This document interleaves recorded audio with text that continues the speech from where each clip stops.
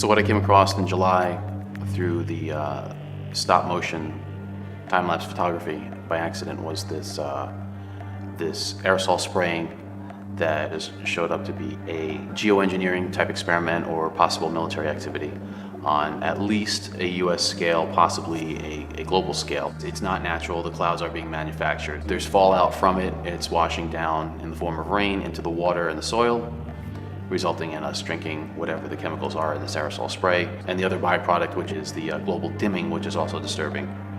So whether it's a solar radiation management or geoengineering effort, there are absolute side effects and consequences that may actually be catastrophic. An increasing amount of days saw these patterns occurring in the skies overhead and a subsequent diminishment of my solar uptake. And it increased with every year. So about 2004 is when I really started my investigation as to what could be happening in the skies above, because it was too inconsistent. One day would be a grid pattern, and another day would be virtually nothing, with very similar atmospheric conditions. I've been studying meteorology since the late 90s as well, so clearly there was something happening, and it took no time at all to come to the geoengineering issue and a mountain of data. I researched the subject of geoengineering, which seemed to describe exactly what I was seeing in the skies above, which was solar obscuration. That's the primary goal of SAG, stratospheric aerosol geoengineering, and SRM, solar radiation management. The primary goal of these patents, like stratospheric Wells box seeding for reduction of global warming, is a primary patent, and the stated goal is to block the sun. And quite clearly that's what was happening with my solar PV system. So seeing the first ingredient in that patent is aluminum, I began to do rain tests. The first test was 7 parts per billion, which according to a hydrogeologist was already quite high, given my location, a filtered forested location. It's not near any sort of industry, urban setting, anything. Subsequent tests over the next 5 years escalated as much as 3,450 parts per billion of aluminum in a single rain test. So if you have virtually every dot connecting, and we know these materials aren't coming from China, that's the first thing many people state, but California Air Quality Resources Board has done studies on the aerosols from China, and aluminum simply is not amongst them. Metals don't float across oceans with the exception of mercury. Global dimming is a term most are not familiar with, and the latest figures show fully 20% of the sun's direct rays that reached the planet several decades ago no longer do. I mean, this is the biggest elephant in the room, absolutely the biggest in the room. And I believe that if it could be brought to a level where there was enough cover for all the scientists, all the meteorologists, all the biologists, all the academia that knows this is going on, I believe they would pour from every corner. I do, but they would have to have the cover, because I know people with California Department of Fish and Game that are absolutely beside themselves that this is going on. Aerosol geoengineering looks like it is so cheap that the cost is basically not going to be an issue. That means that implementation decisions will be risk-to-risk decisions. The risk of doing it against the risk of not doing it. And it makes the problem of how we govern it fundamentally harder and different. But I think the more we do research, the less easy this will look, the more complicated the environmental effects will look. And that's a good thing, because right now it looks too easy. So I think that if we do more research, we're likely to find out that it's harder and more complicated than we thought, and that the side effects are harder to manage. Of course, the opposite reaction is possible. It's an empirical question how people will actually react to knowledge about this. Another reaction is to say, if these crazy scientists are so concerned about putting CO2 in the atmosphere, they want to think about these things, then that might actually mean we should be more serious about the risks of CO2 in the atmosphere. And by the way, it's not really a moral hazard, it's more like free riding on our grandkids. And by the way, it's not really a moral hazard, it's more like free riding on our grandkids. Numerous air quality studies, including from CARB, California Air Quality Resource Board, have named submicron-sized particulates as being particularly harmful for human respiration. Through all the discussions today, I have not heard any mention of this fallout, and has this been studied, and also the effects of a highly reactive metal like aluminum on toxifying soils and waters? The collaborators of mine working on the aerosol scheme are actually folks from Carnegie Mellon who focused on human health impacts. And while we haven't published it, that was the very first thing we did, was do the order of magnitude calculation in level pencil and paper, but with an expert on human health impacts about whether there could be an issue. And for aluminum or other particles, there are a lot of toxicological things that need to get looked at seriously. Geoengineers now are moving very quickly to get legislation passed to spray the primary ingredients into our sky, knowing the damage that we have had not only to human health, we've seen aluminum-related illnesses go through the roof, but what free-form aluminum oxide does to our environment is devastating, and it literally destroys crops, it destroys forests, it destroys our Earth. We have an Earth that is being molested. Our ozone layer is being shredded from top to bottom. Chemtrails change the amount of sunlight and energy that pierces the atmosphere. I mean, it's in several articles that I can show you. So the phenomena of changing how much sun gets and energy gets into our atmosphere that heats it up is printed every day. It's just printed in such a way as to not say this is a tool for climate change. It's saying it is in fact a phenomena that will in fact change the climate by reducing the amount of sun that gets into our atmosphere. Geoengineering is one of the things that are on the table, and it'll probably be on a large enough scale that it'll be pretty obvious to everybody. And it's becoming more obvious every day. Look at the way the contrails persist and become an entire white blanket over the whole sky. Look at this photograph of the sky. I thought that the clouds looked a little strange, that's why I took some pictures. But then when I saw a plane go through the cloud and leave a void in the cloud that lasted for half an hour or so. Planes don't leave holes in clouds, they're just not clouds. When you begin to introduce clouds to the sky, you're changing how much energy from the sun reaches the Earth's surface. That's a given. You're increasing cloud cover. And we've had a marked increase of high cloud cover, in particular cirrus and altocumulus clouds over the last 30 years. The quotient, or the ratio between low clouds and high clouds, has nearly doubled the number of high clouds. And what you're doing is trapping heat. You're keeping some out, but when it comes to nighttime, you're pulling a blanket over. All right, let's just take a summer afternoon in LA.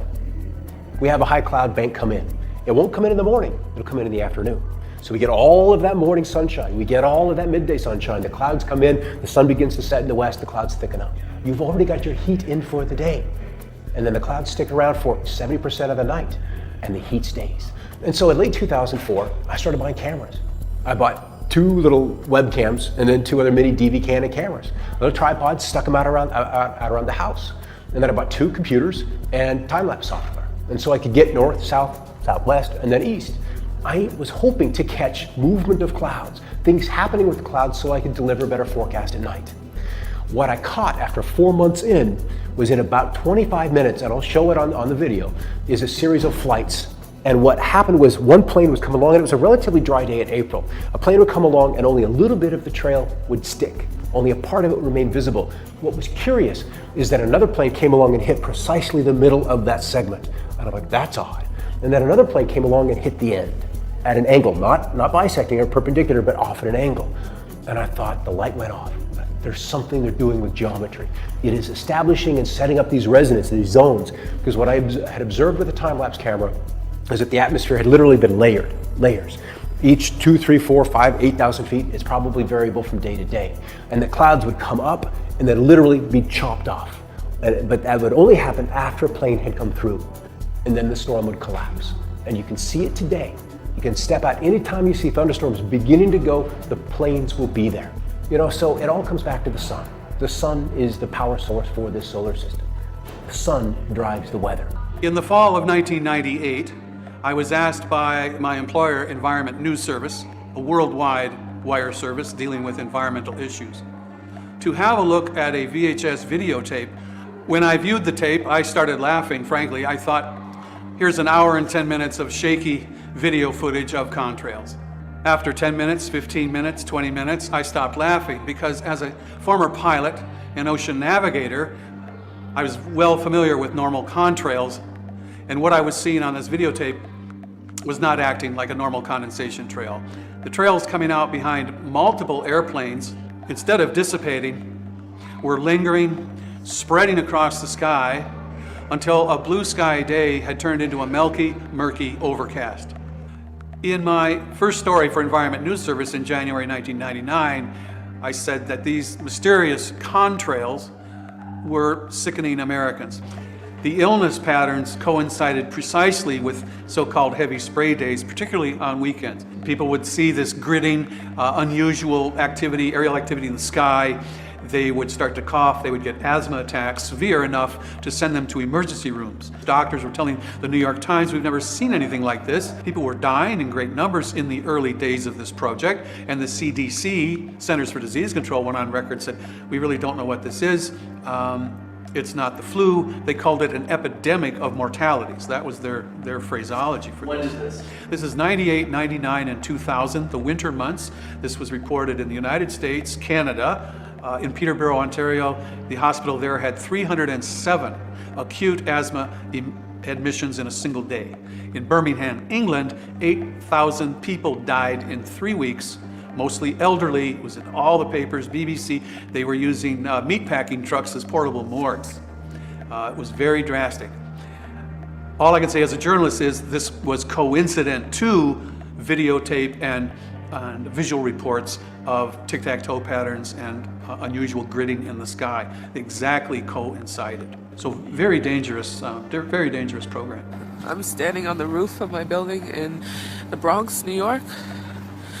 And as you can see, the entire sky, as far as you can see, it's blanketed with these chemtrails. Stretching all the way over to Manhattan or to New Jersey.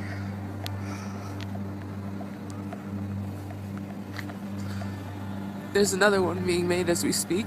Saturday, March 10th, 2012. It's around noontime.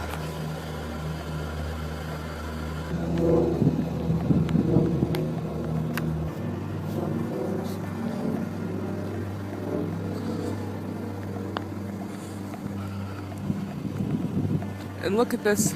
You can see this chemtrail here. It almost looks as if it's falling onto the ground.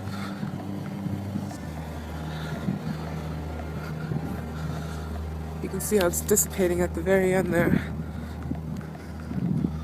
Falling into the river or falling. Geoengineers are proposing spraying 10 to 20 million tons of toxic aluminum and other substances into our sky for the stated goal of cooling our planet. So let me distinguish these two different kinds of geoengineering as clearly as I can. So the first one is we call solar radiation management, and that's the idea that you could put mostly reflective particles or other means to make the Earth whiter. Weather is part of our planet, it's part of our nature. Weather drives everything. Weather drives all of our food. So yeah, weather is creation. It's part of creation, and many people call that God. And people who play with their weather or control our weather are playing God because they want power. Yeah. If you control the weather, you control the planet. The IPCC is the organization within the WMO, and that's the international organization dealing with weather.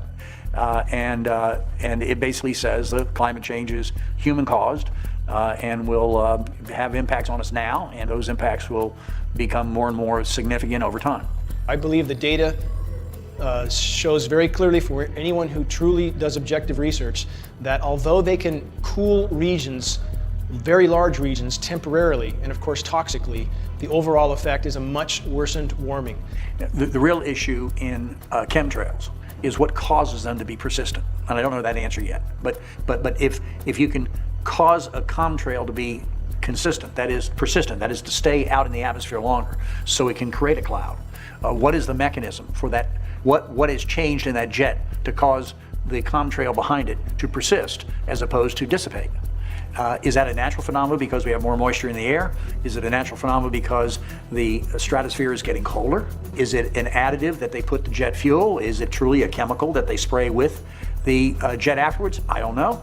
But the very term persistent chemtrail is used so as to indicate it's different from a chemtrail. So my question is, what's the additive? What got added to cause it to be persistent? I can say this, that for any skeptic, I would ask them, why would I not believe geoengineering is the source of this when, one, the patents describe exactly what we see in the air. The express goal is to block the sun. Two, the ingredients on the ground are exactly what those patents state as primary ingredients. Three, you have administration officials like John Holden of the Obama administration openly stating their support for geoengineering. Four, you have scientific groups like the Arctic Methane Emergency Group openly calling for emergency wartime geoengineering. It can easily be found and researched by anyone who chooses to look up the AMEG group, the Arctic Methane Emergency Group. My personal opinion is that we have to keep geoengineering on the table. We have to look at it very carefully because we might get desperate enough to want to use it.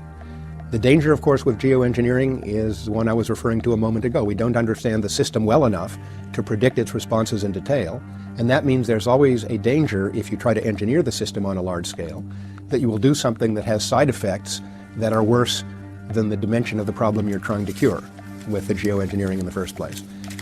There are a variety of schemes that have been discussed for geoengineering. A classic example is injecting reflecting particles into Earth orbit. What is occurring is the deliberate and systematic alteration of the ecosystem of this planet through a physical means of injecting particulate matter, extremely fine particulate matter, into the atmosphere. I look at it at this point as a global scale operation, and I examined those questions about whether or not it was physically feasible to modify the entire atmosphere. And at the beginning, that seemed a little bit of a stretch. It was not a set answer to me at all. But you'll find when you study the atmosphere that actually it is quite feasible, and the atmosphere is much more delicate and fragile than many of us might realize. If you just want to trust government, you can just let it all happen. But if you want to try to get a public dialogue going, I think the best thing is for state governments who are at risk to begin inquiring as to what the government is going to do.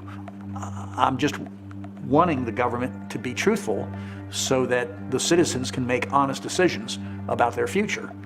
Pictures don't lie. That's all there is to it.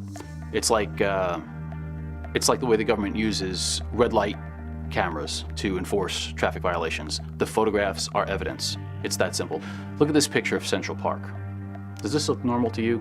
I mean, the coloring, the weird purples and greens and blues that are in these stripes. I remember this day, December 6th. I was walking towards the Empire State Building and I saw a plane cutting directly across the building. And I called Steve and I said, Steve, we got to take some pictures today, man. So we went out and we got these photographs, unsuspecting people just going about their daily lives. In the meantime, look up. What do you see? Does that look normal to you? I'm a director of photography by trade. That's what I do. I take pictures. I've been doing this for 20 years plus, and I can tell you what I'm seeing in the skies is different now than it's ever been. You can't hide this. You simply can't hide this. That's why I believe this issue will be known one way or the other. We want people to look into this. We want people to question. We want people to look into what geoengineers are denying they're doing, but state they urgently want to do. The problem is when you do the research, there's a clause that's called informed consent. And informed consent, my understanding, I'm not an attorney, but my understanding of informed consent is when you don't protest, you're basically allowing the government or allowing the military to experiment on you and your children. So when they say, well, possibly we can modify hurricanes or we could modify the storm, they don't really need to say what the other things are or how they do it or what the human health implications are or the environmental health implications are. But by not refusing, you are basically giving your informed consent that you're okay with being a guinea pig for these experiments. So do I think there's persistent chemtrails in the sky? Yes. On a clear day, you can go up and look at them. Anybody who wants to look at them can see them. They're not short streams of cloud-like things you can see. They're very long. They go from horizon to horizon. So there isn't a question of what they are, or are they in existence? They are. The literature talks about it, including the IPCC. So the word persistent chemtrail is in the scientific documents where they're observing phenomena. So I'm hopeful that as the discussion enlarges around geoengineering and the public is invited to enter the debate or enters it regardless, that chemtrails will be brought out of the closet, will be brought forward, and that the chemtrail community, the movement, can enter this discussion, and I would suggest, first of all, by dropping the word chemtrails. It's become a poisoned word, and we can use it as code among ourselves, for the media, for the public. We use the words of the scientists of the international debate. We call it stratospheric aerosols, which is what they are.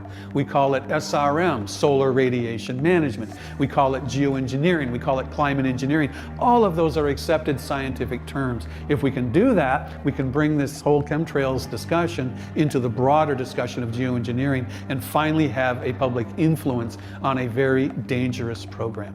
So now let's talk about what we're going to do. What can we do? What are the options?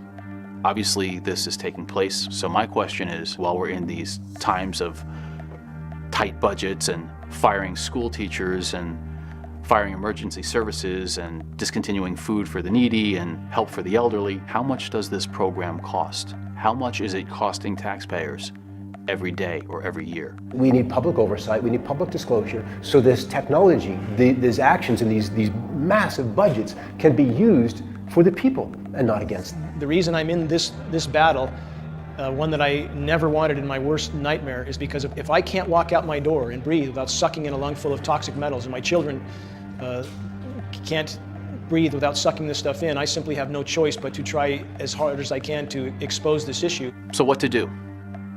We need participation. We need your help. This is an initiative-based documentary. It's not just a documentary that you can watch and think about. This is a documentary that hopefully helps you to take action with a grassroots type strategy. Get the app, go on the website, send us your photos. Let the lawmakers know that you're not okay with it. All right, so I guess this is the official start. Something really strange happened. I got this 5D camera and I got a time lapse on it. And I was filming some clouds. But then yesterday something really crazy happened. I noticed something that's really disturbing. The trails from the jets turned into the clouds. They wouldn't evaporate. They didn't go away. And as the day went on, I noticed now they were in patterns. It looks like they're spraying something. It looks like there's spray coming out of the back of the planes. So now, as a director of photography, I've got a variety of high-quality tools at my disposal, and I'm going to go get some new lenses, and I'm going to take a closer look at this. And I thought that it's appropriate that I start documenting what I'm doing. You know, it's the next day, Thursday, and I got some new things to get some better shots from whatever's going on here. And I'm going to adapt this telescope to a real tripod, and then figure out how to put a camera on the back of it. That's the story. Hopefully this will be the new lens. I don't know if this is going to work. We'll get it to work. Alright, well, here it is. We'll see if it's going to work.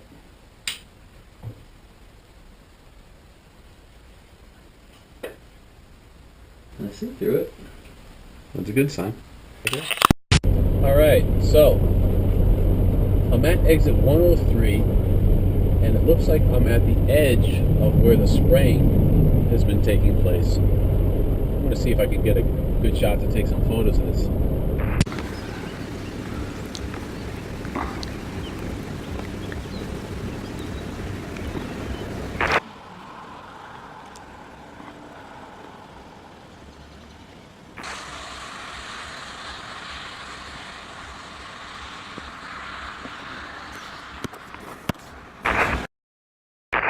Damn it. Alright, so I'm in Harris, and I am chased by the cops again. What the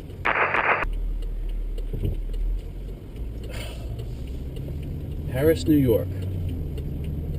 I do not know what's going on, man, but nobody wants me taking any pictures of the sky.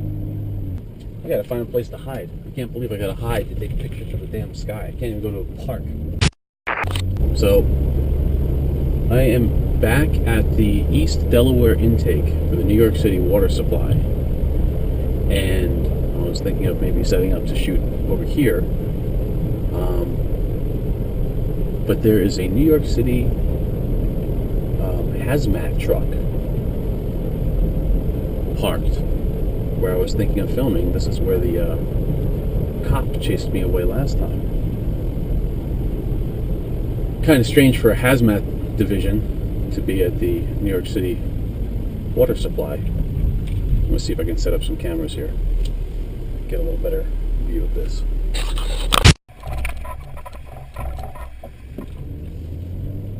I got a GoPro mounted on, I don't know, can you see out the window? Probably. Here they go. I guess they left.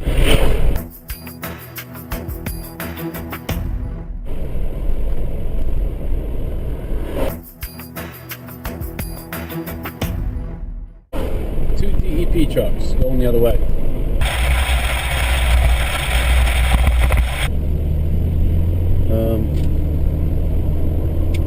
All right, well, anyway, there you have it. I'm going to shut off the other camera.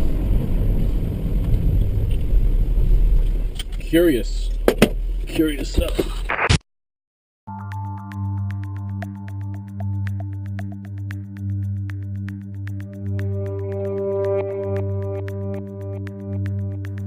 So what I came across in July through the stop motion time-lapse photography by accident was this aerosol spraying that showed up to be a geoengineering type experiment or possible military activity on at least a US scale, possibly a global scale. It's not natural, the clouds are being manufactured. There's fallout from it, it's washing down in the form of rain into the water and the soil, resulting in us drinking whatever the chemicals are in this aerosol spray, and the other byproduct, which is the global dimming, which is also disturbing. So whether it's a solar radiation management or geoengineering effort, there are absolute side effects and consequences that may actually be catastrophic.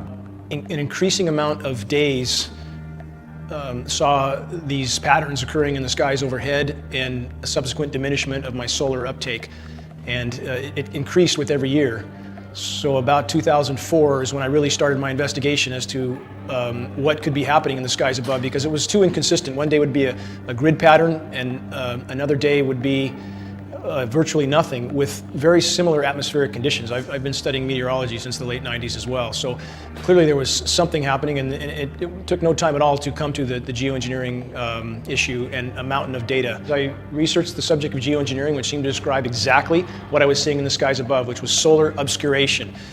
That's the primary goal of SAG, stratospheric aerosol geoengineering, and SRM, solar radiation management. The primary goal of these patents, like stratospheric Wells box seeding for reduction of global warming, is a primary patent, and the stated goal is to block the sun. And quite clearly that's what was happening with my solar PV system. So seeing the first ingredient in that patent is aluminum, I began to do rain tests. First test was 7 parts per billion, which according to a hydrogeologist was already quite high, given my location, a filtered forested location. It's not near any sort of industry, urban setting, anything. Subsequent tests over the next 5 years escalated as much as 3,450 parts per billion of aluminum in a single rain test. So if you have virtually every dot connecting, and we know these materials aren't coming from China, that's the first thing many people state, but California Air Quality Resources Board has done studies on the aerosols from China, and aluminum simply is not amongst them. Metals don't float across oceans with the exception of mercury. Global dimming is a term most are not familiar with, and the latest figures show fully 20% of the sun's direct rays that reached the planet several decades ago no longer do. I mean, this is the biggest elephant in the room, absolutely the biggest in the room. And I believe that if it could be brought to a level where there was enough cover for all the scientists, all the meteorologists, all the biologists, all the academia that knows this is going on, I believe they would pour from every corner. I do, but they would have to have the cover, because I know people with California Department of Fish and Game that are absolutely beside themselves that this is going on. Aerosol geoengineering looks like it is so cheap that the cost is basically not going to be an issue. That means that implementation decisions will be risk-to-risk decisions. The risk of doing it against the risk of not doing it. And it makes the problem of how we govern it fundamentally harder and different. But I think the more we do research, the less easy this will look, the more complicated the environmental effects will look. And that's a good thing, because right now it looks too easy. So I think that if we do more research, we're likely to find out that it's harder and more complicated than we thought, and that the side effects are harder to manage. Of course, the opposite reaction is possible.